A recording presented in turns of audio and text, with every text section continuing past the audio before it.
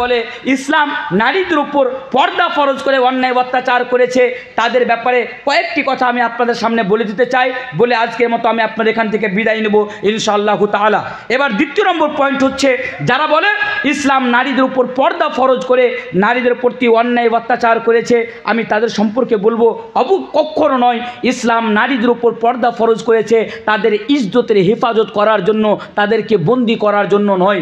আর সেটা কি, ইসলাম যেখানে নারীকে অধিকার দিয়েছে, ইসলাম সেখানে নারীদেরকে একটা রাস্তা দিয়ে দিয়েছে, ইসলাম নারীদের জন্য একটা পথ দেখিয়ে দিয়েছে যে তোমরা এই পথে চলতে গেলে তোমরা দুনিয়াতেও কামিয়াব থাকবে, তোমরা পরকালও কামিয়াব থাকবে, আর সেটি হচ্ছে পর্দা।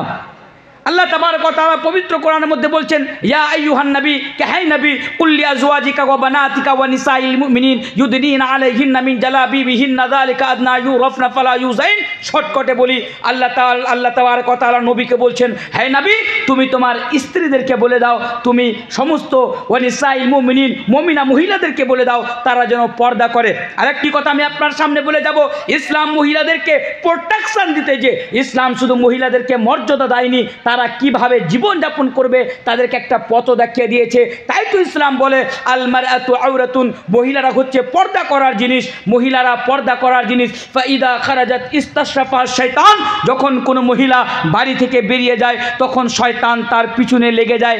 তাই মহিলাদের পবিত্র কোরআনে অন্য জায়গাতে বলা হচ্ছে, আল্লাহ তাবারক ওয়া তাআলা বলছেন, ওয়াকারনা ফি বুয়ুতিকুন্না ওয়ালা তাবাররাজনা তাবাররুজাল জাহিলিয়াতিল উলা, কে নারীরা বাড়ির ভিতরে থাকবে, নারীরা বাড়ির বাইরে যাবে না। তার মানে কি নারীরা বাড়ির বাইরে যেতে পারবে না?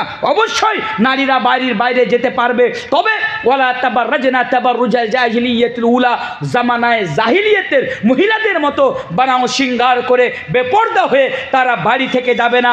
ইসলাম মহিলাদের জন্য এই কানুনটি লাগু করে দিলেন। কেন কানুনটি লাগু করে দিলেন? তাতে তারা দুশ্মনের নজর থেকেও বেঁচে যাবে, খারাপ নজর থেকেও বেঁচে যাবে, তাদের লজ্জা স্থানেরও হেফাজত হয়ে যাবে, আর তারা খুব একটা ভালো প্রোটেকশনও পেয়ে যাবে। তাই তো ইসলাম বলে, ইয়া নিসা নবী লাস্তুন্না কাহাদিম মিনান নিসা ওয়ালা,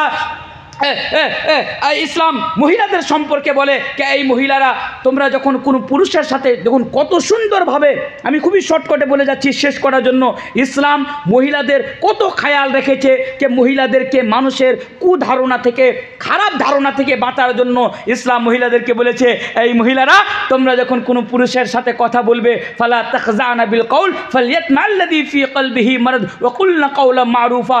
ইসলাম নারীদেরকে বলছে তোমরা নরম আওয়াজে কথা বলবে না, তোমরা নরম আওয়াজে কথা বলবে না। কেন কথা বলবে না? কোনো মহিলা যদি কোনো পুরুষের সাথে মিষ্টি সুরে নরম আওয়াজে কথা বলে, তাহলে ওই পুরুষের ভিতরে ওই মহিলাটি সম্পর্কে একটি খারাপ ধারণা চলে আসে, কুধারণা চলে আসে।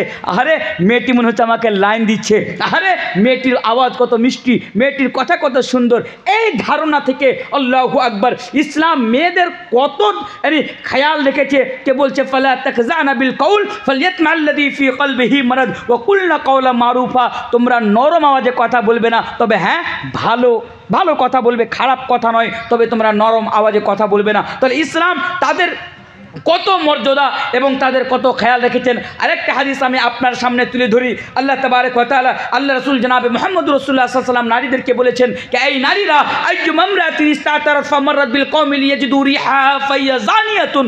আল্লাহ রাসূল বলছেন, কোনো বাড়ির কোনো মহিলারা বাড়ি থেকে যেন আতর লাগিয়ে বাড়ি থেকে না বের হয়। আতর বুঝেন আপনারা? পারফিউম লাগিয়ে না বের হয়। কেন? একজন মেয়ে মনে করুন পারফিউম লাগিয়ে বাড়ি থেকে বের হচ্ছে, কিছু লোক পাশে বসে আছে, ওই তার পারফিউমের গন্ধ শুনে ওই পুরুষের ভিতরে একটা খারাপ ধারণা চলে আসবে ওই মহিলাটি সম্পর্কে। তাই ইসলাম ওই খারাপ ধারণা থেকে বাঁচানোর জন্য মহিলাকে বলছে, আইয়ুমা ইমরাতিন ইসতাতারাত ফামাররাত বিল কওমি লিয়াজিদু রিহা ফাইয়া জানিয়াতুন। তোমরা কোনো বাড়ি থেকে বের হওয়ার সময় পারফিউম লাগিয়ে বের হবে না, আর যদি বেরিয়ে যাও ফাইয়া জানিয়াতুন, তুমি মুমিন মহিলা নয়, তুমি মুসলমান মহিলা নয়, তুমি হচ্ছে চরিত্রহীন মহিলা। ইসলাম নারীদের কত খেয়াল রেখেছে আমি আপনাকে কিভাবে বলি। তাই তো ইসলাম নারীদেরকে প্রোটেকশন দেওয়ার জন্য নারীদেরকে হেফাজত করার জন্য ইসলাম নারীদেরকে বলছে তোমরা যখন বাড়ি থেকে বের হবে কুল্লিল মুমিনাতি ইয়াগযুযনা মিন আবসারিহিন্না ওয়া ইয়াহফাযনা ফুরুজাহুন্না ওয়া লা ইউবদিনা যিনাতাহুন্না, তোমরা যখন বাড়ি থেকে বের হবে তোমরা নজরকে নিচে রাখবে, তোমরা লজ্জাস্থানের হেফাজত করবে, তোমরা তোমাদের বানাও শৃঙ্গারকে তোমরা জাহির করবে না, যাতে এই জিনিসটি করতে গেলে তোমরা হেফাজত পেয়ে যাবে দুনিয়াতে। এবং ইসলাম নারীদের হেফাজতের জন্য ইসলাম নারীদেরকে বলেছেন নিসাউন কাসিয়াতুন আরিয়াতুন মুমিলাতুন মাইলাতুন। হাদিসটির মানে হলো আল্লাহ রাসূল বলেছিলেন যে দুই প্রকারের ব্যক্তি জাহান্নামে যাবে যাদেরকে আমি দেখিনি, দুই প্রকারের ব্যক্তি জাহান্নামে যাবে যাদেরকে আমি দেখিনি। তারা কারা? হাদিসের শব্দ লাম আরাহুমা, আমি তাদেরকে দেখিনি। তারা কারা? নিসাউন কাসিয়াতুন আরিয়াতুন মুমিলাতুন মাইলাতুন, ওই নারীরা যেই নারীরা কাপড় পরিধান করে থাকবে অথচ উলঙ্গ হবে।